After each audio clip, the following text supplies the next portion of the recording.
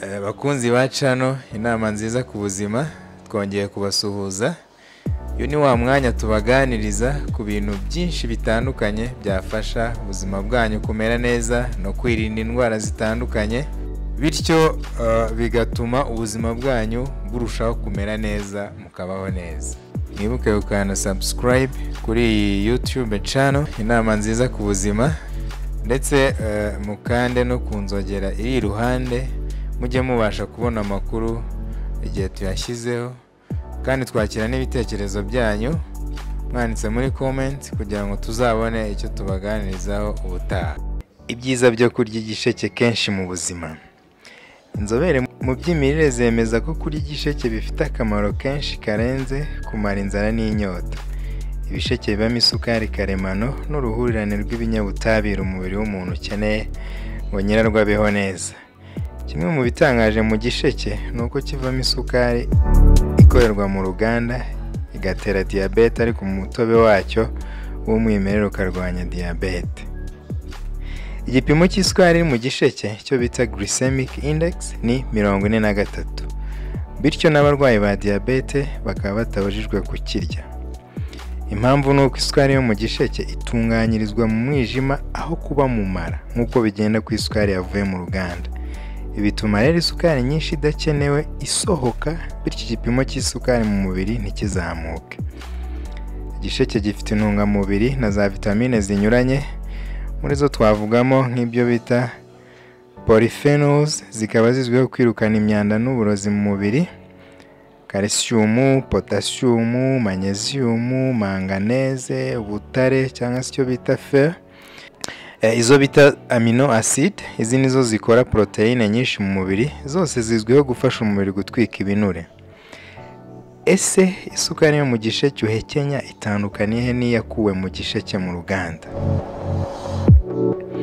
Aha twabibutsa ko n'ubundi ibintu byinshi tubona bivuye mu nganda biba byavuye mu bimera. Mu ruganda rero hari ibikurwamo ndetse n'ibyongerwamo. Urugero twavuga ishwagara yo bita show acid, yongerwamo kugira ngo isukari uyibone kuriye ari udusaro, ndetse n'ibyo bita molasses, yo ni nk'ibisigazwa ko iratabwa nyamara nayo ifite intungamubiri. Ibi byose rero bituma isukari ukuye mu gisheke uhekenye cyangwa se usekuye ubwawe ukora umutobe iruta kure isukari yo mu ruganda, kuko nta bindi bintu uba wongeyemo. Tugereho kureba akamaro igisheke kigirira ubuzima bw'umuntu cyangwa se umubiri w'umuntu. Ibi mwabiteguriwe kandi mugiye kubigezwaho na Jean Ndeni. Akamaro k'igisheke ku buzima. Umutobe mu gisheke kuri imyungu inyuranye nka calcium, ubutare, potassium n'ibindi biha ubushobozi bwo kurwanya kanseri zinyuranye. Rero bifasha kurwanya kanseri cyane cyane y'amabere ndetse na kanseri ya prostate. Kurya igisheke bifasha mu igogorwa cyangwa se igogora ry'ibiryo. Mu gisheke habamo ibyo bita potassium. Izi potassium rero zifasha imikorere y'urwungano ngogozi. Si ugufasha mu igogorwa gusa, kuko binarinda ndetse bikanavura impatwe cyangwa se ibyo bita constipation cyangwa se constipation. Bifasha bifuza gutakaza ibiro. Kurya igisheke bifasha cyane abifuza gutakaza ibiro, kuko ibisheke birimo ibyo bita fibre zifasha mu ikoreshwa ry'ibinure mu mubiri, bityo bigafasha mu kurwanya umubyibuho ukabije. Ibisheke ni byiza mu kurwanya diyabete.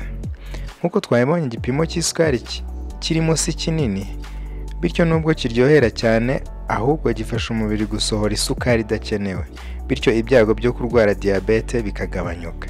Igisheke ni ingenzi mu kurwanya diyabete. Igisheke ni ingenzi mu gusukura uruhu. Mu gisheke dusangamo ibyo twita alpha hydroxy acids, zikaba zizwiho kurwanya ibishishi, iminkanyari n'ibindi biheri byo mu maso. Icyo usabwa ni ugusekura igisheke, ubundi umutobe wacyo ukawoga wonyine mu maso, ukareka bikumiraho byibuze iminota 15, ubundi ukoga amazi meza nyuma. Igisheke cyifashishwa mu gusukura impyiko, umwijima n'amaraso. Kukirya nibyo byonyine uba usabwa. Si ibyo gusa, kuko kinafasha abagabo mu kongera umubare w'intanga. Mu gihe cy'izuba, aho umubiri uba wacitse intege, aho kunywa ibyongera imbaraga biva mu nganda, wakihekenyera igisheke, kuko uretse kongera imbaraga kizanakuvura inyota.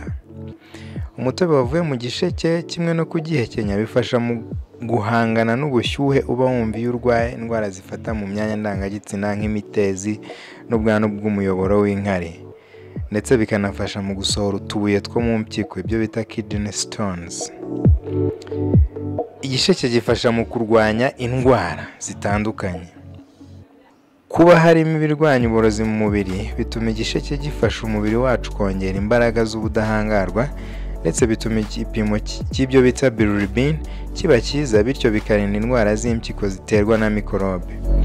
Igisheke gifasha mu kurwanya impumuro mbi mu kanwa no kurwanya zimwe mu ndwara z'amenyo. Ibyiza by'igisheke ni byinshi, gusa reka dusoze tukwibutsa ko kugihekenya cyangwa gusekura ugakuramo umutobe byose bingana. Icyangombwa nuko nta kindi kintu wongeramo.